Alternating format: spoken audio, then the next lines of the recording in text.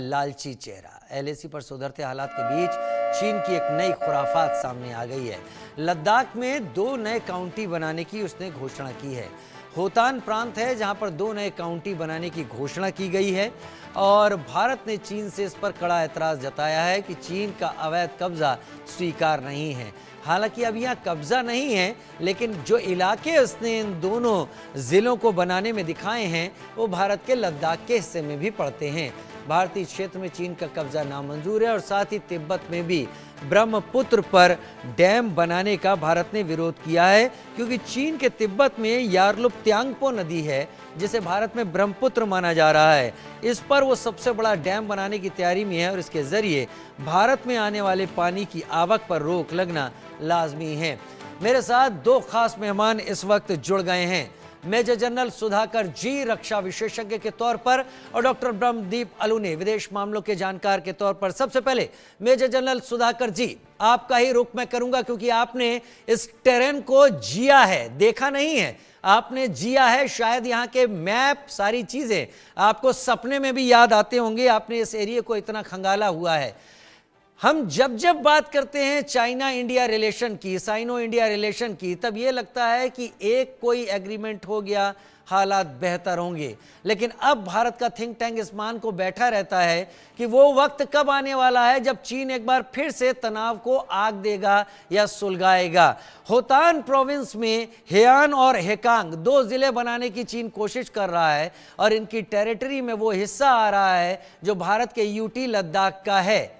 क्या चीन ने जानबूझकर यह हरकत की है कि भारत को एक और जगह उलझाया जा सके, एक और जगह परेशान किया जा सके, फिर टेबल टॉक्स शुरू होंगी, फिर एक लंबा सिलसिला उसी तरीके का चलेगा?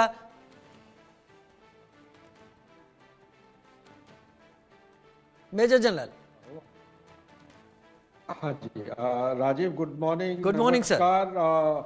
सबसे धन्यवाद आपको देता हूँ, आपके प्रोग्राम में मुझे आपने फिर से इनवाइट किया और नए साल की शुभकामनाएं। मेरे जी, जो डिस्टिंग्विश्ड को पैनलिस्ट हैं उनको भी मेरे बधाई और शुभकामनाएं, व्यूअर्स को भी शुभकामनाएं। ये जो मसला आपने उठाया है ये बहुत ही इम्पोर्टेंट चीज़ है, ये सिलसिला चलते रहेगा।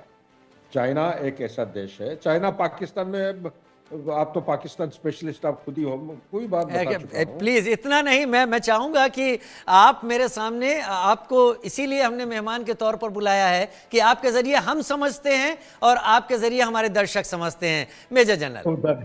धन्यवाद, थैंक यू राजीव। देखिए, ये लोगों को समझना जरूरी है। अक्साई चीन है क्या, ये लोगों को शायद बहुत कम लोगों को पता होगा। इवन चाइना स्पेशली जो क्लेम करते हैं उनको भी नहीं पता है। अक्साई चीन वो इलाका है, एक कुल्लूल माउंटेन है। हिंदुस्तान का जब मैप 1954 में जब मैप हमने सर्वे ऑफ इंडिया के थ्रू पब्लिश करके सर्कुलेट किया था, तो उस समय जो बॉर्डर मार्क हुए थे वो बॉर्डर का मार्किंग है एक हरा रंग का और ऑरेंज कलर, संतरा का जो कलर है, ये दोनों से होते हैं, वो आईबी को डिपिक्ट करता है। ये कुल्लूल माउंटेन का करीब करीब अलाइनमेंट है। मैं ज्यादा, वो बहुत सारे लाइन है, लाइनों को बताऊंगा लोग कंफ्यूज हो जाएंगे, लेकिन ये कुल्लूल माउंटेन का जो अलाइनमेंट है वहां पे हमारे फौज नहीं है। हमारे फौज जो है काराकोरम, उससे पहले हिंदुस्तान की तरफ एक रेंज है, उसको बोलते हैं काराकोरम रेंज। काराकोरम रेंज के आसपास ये कोई जगह उसको क्रॉस भी किए हैं। ये चाइनीज का पीएलए और बॉर्डर फोर्सेस बैठे हुए हैं ये दोनों, और कोई जगह शोक नदी के आसपास आ चुके हैं। आसपास, मैंने कह रहा हूं कि शोक नदी के ऊपर बैठा है, शोक नदी हिंदुस्तान का हिस्सा है। तो ये जो इलाका कुल्लूल माउंटेन और काराकोरम रेंज के बीच में जो इलाका है, ये इलाका को अक्साई चीन कहा जाता है। ये है 38,000 स्क्वायर किलोमीटर। ये 1962 के लड़ाई में जब वो लड़ाई शुरू किए थे, ईस्टर्न सेक्टर की तरह, यानी कि आप सिक्किम और अरुणाचल प्रदेश की तरफ जो आ गए थे 25, 40, 50 के बॉम्बेला तेजपुर तक आ गए थे, ये वापिस चले गए थे। जो वाटरशेड लाइन है जिसको मैकमोहन लाइन कहा जाता है, वहां से करीब 20 किलोमीटर पीछे चले गए थे। लेकिन 1962 की लड़ाई में ये जो ईस्टर्न लद्दाख का सेक्टर है, यहाँ पे वो पीछे नहीं गए थे, जहां तक वो आ गए थे वहीं पर वो बैठ गए और वहां से सलामी स्लाइसिंग करते आ रहे हैं। और ये जो इलाका अक्साई चीन है 38,000 स्क्वायर किलोमीटर, इसके अलावा स्ट्रक्चर वैली है, 5,182 स्क्वायर किलोमीटर का एरिया है, जो पाकिस्तान 1963 में सीड किया था चाइना को, वो बात अलग है। लेकिन इस इलाके में खूब सारे मिनरल्स हैं। एक मिनरल का जो जिंक 7th लार्जेस्ट प्रोड्यूसिंग एक माइन है, 7th लार्जेस्ट। ये जो आप काउंटी, 2 काउंटी बोल रहे हो, वो हेतन काउंटी में एक है जगह जहां पे हाई ग्रेड क्वालिटी जिंक वहां से प्रोड्यूस होता है। ये हिंदुस्तान का हिस्सा हम तब से दिखाए हैं, लेकिन तब से लेके अभी तक हमारा फौज या बाउंड्री डिमार्केशन या उसको बोलते हैं delineation on the map and demarcation on the ground, ये दोनों चीज हुए नहीं है, ना मेरे अंदाज के मुताबिक हो पाएंगे। आपका सवाल जो है, केंद्र बिंदु है, क्या ये सिलसिला चलते रहेगा? क्या ये जो नौटंकी है करते रहेगा? मेरा जवाब, चाइना इतना जल्दी ये मसले को खत्म नहीं करेगा जब तक हिंदुस्तान चाइना के बीच में बॉर्डर का मसला फाइनलाइज करके डिलिनेशन ऑन द मैप और demarcation on the border, demarcation तो हो जाएगा, लेकिन बॉर्डर चाइना के साथ जब तक आप मैन नहीं करेंगे, फोर्स को नहीं बिठाएंगे, ये देश के ऊपर आप किसी भी हालत में विश्वास नहीं कर सकते हैं। ये आज काउंटी, ये अक्साई चीन का मसला उठाए हैं, कल हो सकता है जो लिम्पो अधारिया है नेपाल का, नेपाल में वो इंडिया आउट वाला प्रोसेस शुरू हो गया है। लिम्पो अधारिया एक जगह है जहां पे हिंदुस्तान 1962 क्या, उससे पहले भी हमारे ट्रुप्स आईटीबीपी वाले बैठे हुए हैं, लेकिन नेपाल ने अपना करेंसी नोट, अपना मैप किया है, वो कह रहा है नहीं वो हिंदुस्तान का नहीं है। तो ये कहीं ना कहीं वो उलझाते रहेंगे ये चीजें, और धीरे धीरे मामला हिंदुस्तान के ऊपर प्रेशर डालते रहेंगे, ये चलते रहेगा। ये है नया किस्म का एक वॉरफेयर, मैं कहूंगा ये न्यू नॉर्मल है 21st सेंचुरी में, न्यू नॉर्मल, नए किस्म की लड़ाई। तो इससे हम जितना वाकफियत बढ़ाएंगे और अपना जो काउंटर स्ट्रेटेजी अपनाएंगे उतना ही बेहतरीन होगा। तो काउंटर स्ट्रेटेजी, एक सिचुएशन देख के आप एक डॉट से आप काउंटर स्ट्रेटेजी नहीं बना सकते। ठीक है सर, डॉट जो है ज्वाइन कर। मैं आता हूं आपके पास और डिटेल के लिए, क्योंकि आपके पास इतना खजाना है मेजर जनरल सुधाकर जी की एक बार में उसको हम भी समझने की स्थिति में नहीं है, आपने इतना एक्सपीरियंस किया हुआ है। खैर डॉक्टर ब्रह्मदीप अलूनिया, मैं आपका रुख करूंगा। चीन ने होतान में हेयान और हेकांग 2 नए जिले बनाने की बात कही है, ये तो बात अलग थी, लेकिन जब उसकी जो टेरिटरी थी, मार्केशन था, वो अगर लद्दाख यूटी में भारत के दिख रहा है तो भारत का ऐतराज लाजमी था, और भारत ने इसका ऐतराज दर्ज भी करा दिया कि ये चीज हम होने नहीं देंगे अगर ये भारत की सीमाओं को क्रॉस करता है। तो क्या चीन इस बात से परेशान है? क्योंकि अभी कुछ दिन पहले ही बड़े जोर शोर से बात चली थी कि एलएसी पर सारी चीजें नॉर्मलाइज होने लगी हैं, अजीत डोभाल भी एक बार होकर आ गए, क्या चीजें सब बैक ऑन ट्रैक आ रही हैं। उसके बाद ये चीज सामने आ गई। क्या 5 अगस्त 2019 को जब 370 को एक क्लॉज को खत रद्द किया गया था, उसके बाद सवाल पूछा गया था गृह मंत्री से कि जम्मू कश्मीर से आपके मायने क्या है, इस रीजन से मायने क्या है, तो उन्होंने कहा था इसमें अक्साई चीन भी आता है। क्या चीन इस स्टेटमेंट से अंदर ही अंदर परेशान था जो उसने अब इस तरह के काउंटी बनाने की कोशिश शुरू कर दी है कि इससे पहले चीजें और ज्यादा फैले, वो यहां पर एक कॉलोनी स्टैब्लिश कर दे? राजीव जी देखिए, भारत और चीन का मुद्दा बहुत जटिल है, और आजादी के बाद से अभी तक ऐसी कोई भी कोशिश नहीं हुई है जिसमें यह कहा जाए कि चीन और भारत के बीच सीमा समझौता है वो मान्य हो गया है या वो सफल हो जाएगा। क्योंकि बात यह है कि चीन जो है, चीन और भारत के बीच जो महत्वपूर्ण जो सीमा विवाद है वो उस मैकमोहन रेखा को लेकर है जो 1914 में हुई थी, और उसमें ब्रिटिश साम्राज्य और तिब्बत के प्रतिनिधि बैठे थे। अब चीन कहता है कि हमारे तो प्रतिनिधि थे ही नहीं, तो उन्होंने उस जो पूरा ट्रीटी हुई थी, वो संधि हुई थी, उसको मानने से इनकार कर दिया। भारत मैकमोहन रेखा को ही मानता है, और जब चीन मैकमोहन रेखा को नहीं मानता तो फिर वो वास्तविक नियंत्रण रेखा को तो मानेगा ही नहीं। जहां तक दूसरी बात है आपका सवाल बड़ा लाजमी है कि भारत के दबाव में क्या चीन? निश्चित तौर पर चीन इस बात का ध्यान रखता है कि यदि भारत और चीन के बीच सीमा समझौता पूर्ण तरीके से हो गया या पूर्ण तरीके से शांति हो गई, तो उसे इस बात को डर भी रहता है कि कोई भारतीय सैनिक या भारत जो है वो जो उसके प्रभाव में या उसके कब्जे में जो इलाके हैं उसको कहीं मांगने नहीं लग जाए, और कहीं ऐसा न हो कि जो हमला कर दे। क्योंकि 1967 में भारत ने चीन की सीमा में घुस के उसके तकरीबन 300 सैनिकों को मार डाला था। और 1962 में जो हमारी सेना में निराशा थी उस पर हमने बढ़त ले ली थी। तो 1967 के बाद से आप लगातार देखिएगा कि चीन ऐसी हरकतें कर रहा है, लेकिन जिस काउंटी की बात कर रहे हैं तो वो अक्सर चीन का वो इलाके हैं या जो पूर्वी लद्दाख के वो इलाके हैं जहां पर चीन का पहले से ही कब्जा है। अब बात यह है कि भारत और चीन के बीच जो समझौते होते हैं, जो बातें होती है, जो राजनीतिक संबंध स्थापित किए जाते हैं, क्या उसमें भारत और चीन के बीच सीमा विवाद जो है वो खत्म करने के किसी समझौते तक हम पहुंचे?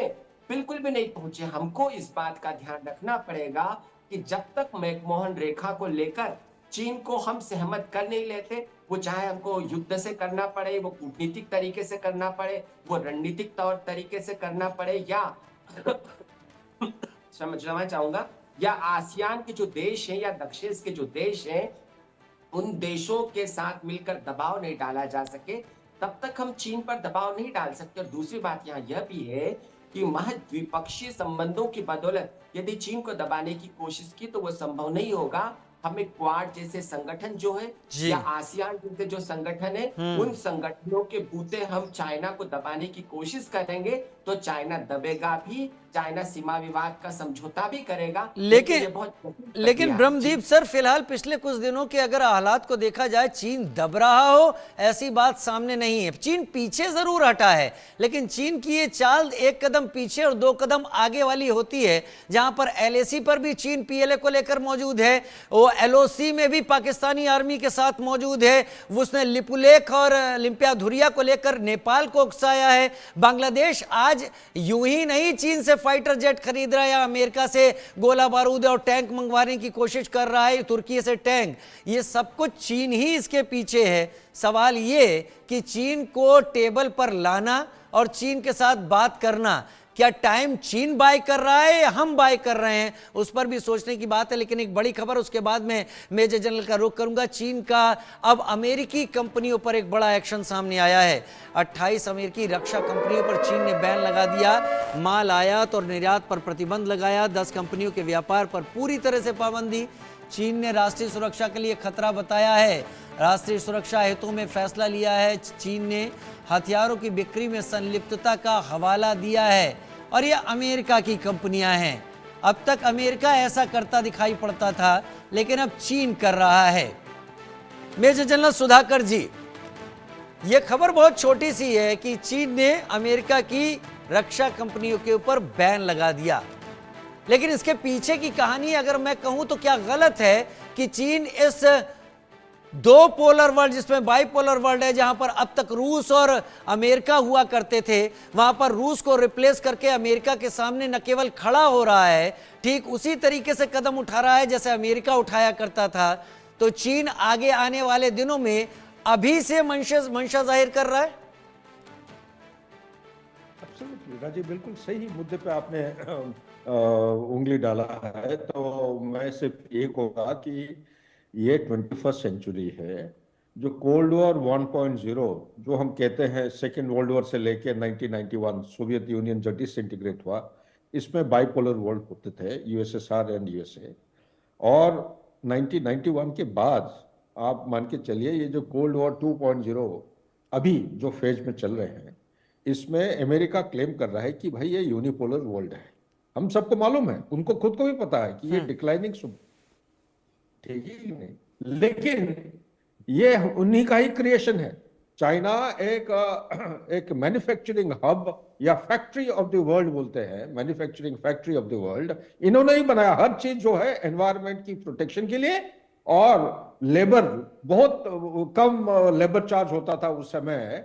60 से लेके अब 2015-16 तक या 18 तक जब वो जगे कि भाई चाइना तो ओवरटेक कर लिया है, दांत दिखाने लगा है, तो ये चाइना कह रहा है कि सॉरी, यूनिपोलर वर्ल्ड नहीं है, ये बाइपोलर है। लेकिन हिंदुस्तान जैसे देश है या रशिया को ये हो गया, इस तरफ आप लेते हैं, वो कह रहे हैं कि नहीं बाइपोलर नहीं, ये मल्टीपोलर वर्ल्ड है। यही इसी में जो आपसी एक फ्रिक्शन या इनर्शिया है समझाव में और इंटरप्रिटेशन में, इसी का ही ये दौर चलते रहेगा 21st सेंचुरी में। इसको बोलते हैं stage of ambiguity. Ambiguity stage में कोई सुपर पावर अपना पावर और सुप्रीमेसी को हराना नहीं चाहेगा।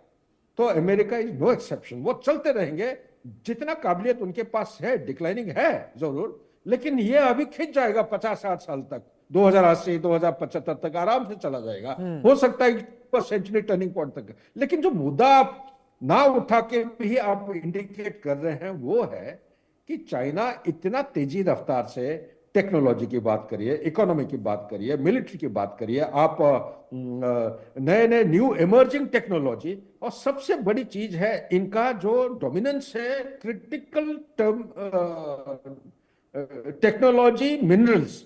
इसका जो डोमिनेंस, टोटल उनका डोमिनेंस है कोई कोई जगह 70%, बट एक्चुअली है उनका 60% इन प्रोसेसिंग, और प्रोडक्शन में 80% डोमिनेंस। और जो रॉ मटेरियल है, क्योंकि ये जो क्रिटिकल मिनरल कहते हैं, ये हाइपरसोनिक मिसाइल बनाते हैं, 5G की जरूरत है, उसमें चाहिए आपको, स्टेल्थ टेक्नोलॉजी में चाहिए, क्वांटम कंप्यूटिंग में चाहिए, आर्टिफिशियल इंटेलिजेंस में चाहिए आपको, आपका जो जेनोमिक्स बोलते हैं, ब्लॉकचेन, ये सारे चीजों में इसके बिना आप कहीं नहीं। ये पूरा प्रोसेसिंग, अच्छा प्रोसेसिंग और प्रोडक्शन में जो माइनिंग एक्सट्रैक्शन से है उसको बोलते हैं अपस्ट्रीम, मिडस्ट्रीम, डाउनस्ट्रीम, तीनों स्ट्रीम सेगमेंट है। इसका कंप्लीट डोमिनेंस चाइना के पास है। ऐसा ऐसा है, वो मशीन आज के दिन में यूएसए में नहीं, वो यूएसए और ऑस्ट्रेलिया कोलैबोरेट कर रहे हैं करने के लिए। तो ये जब डिपेंडेंसी हो जाता है, तो अगर यूएसए कोई चीजों पे दांत दिखाने की कोशिश करते हैं, तो ये अभी देखिए, एंटीमोनी एक मिनरल का नाम है, एंटीमोनी। दूसरा है आपका क्या बोलते हैं, जेरमियम है, और एक गैलियम। ये 3 मिनरल है। चाइना ने इसके ऊपर एक्सपोर्ट का कंप्लीट फ्रीज कर दिया कि अमेरिका को नहीं दिया जाएगा। ठीक है, क्यों? अच्छा, ये अगर नहीं देंगे, ना उनका मिसाइल टेक्नोलॉजी डेवलप हो सकता है, ना उनका जो वो बना सकते हैं, ना उनका हाइपोसोनिक मिसाइल आप बना सकते हो, ना जी। मतलब चाइना घेर रहा है। मैं ब्रह्मदीप अलूने को भी बीच में ले आता हूं। आपने बहुत इंपॉर्टेंट बात यहां पर रखी कि चाइना बैन भी कर रहा है, और बैन भी कर रहा है उन चीजों को जो एक्सपोर्ट हुआ करते थे। ब्रह्मदीप अलूने, जब दो अपने को महाशक्ति कहलाने वाले देश टकराने की तरफ आगे बढ़ते हैं, तो वो इस बात को दिखाने के लिए सीधे एक दूसरे पर हमला कभी नहीं करते। वो कुछ ऐसा करते हैं जिससे कि वो बता सकें कि देखो हम ये कर सकते हैं, तो तुम ये समझ लो कि तुम्हारे साथ क्या हो सकता है। अमेरिका के साथ अपनी प्रतिद्वंद्विता के बीच में क्या चीन ऐसा एडवेंचर कर सकता है कि भारत के साथ एक छोटे स्मॉल पीरियड ऑफ टाइम के वॉर में उलझने की कोशिश करे? नहीं राजीव जी, चीन कम से कम भारत के खिलाफ वार में उलझने की कोशिश इसलिए नहीं करेगा क्योंकि चीन की जो आर्थिक महत्वाकांक्षा है वो बहुत बड़ी महत्वाकांक्षा है, और वो लगातार यूरोप में आगे बढ़ रहा है। 3000 अरब डॉलर की उसकी अपनी वो है मिल्कियत है, अभी पैसा है उसके पास। भारत करीब 650 अरब डॉलर पे है। तो चीन वैसे भी अभी काफी उसके पास पैसा है, वो कर सकता है ऐसा। नहीं राजीव जी, इसलिए क्योंकि चीन जो है, चीन और भारत के बीच विवाद भले ही हो, लेकिन आप यदि व्यापार को लेकर ले लें तो चीन जो है वो बहुत फायदे में भारत को लेकर, और वो भारत पर मनोवैज्ञानिक दबाव बनाए रखने की पूरी कोशिश करता है। जैसे वो भारत के पड़ोसी देशों से बंदरगाहों को घेर रहा है, जो सीमाई विवाद है उसको बढ़ाते रहेगा वो। मतलब रणनीतिक तौर पर भारत को घेरने के बावजूद चीन हमेशा इस बात का एहसास दिलाता रहता है कि उसकी आर्थिक प्रतिबद्धताएं पहले, और भारत को वो इस मामले में मना भी लेता है। लेकिन यहाँ पर राजीव जी एक बात और मैं कहूंगा कि चीन और अमेरिका की प्रतिद्वंदिता दो देशों की प्रतिद्वंदिता नहीं है, ये दो विचारधाराओं की प्रतिद्वंदिता, जो एक तरफ लोकतंत्र है, दूसरी तरफ अधिनायकवाद है, दूसरी तरफ साम्यवाद है। एक तरफ मानवाधिकार की बात है, दूसरी तरफ ऐसे वहां पर मानवाधिकारों की कोई गारंटी नहीं है। और यदि चीन मजबूत होता चला गया तो उत्तर कोरिया मजबूत हो जाएगा, ईरान मजबूत हो जाएगा, पुतिन मजबूत हो जाएंगे। इसका मतलब ये होगा कि लोकतांत्रिक और संयुक्त राष्ट्र के नियमों को पालन करने वाले जो देश हैं,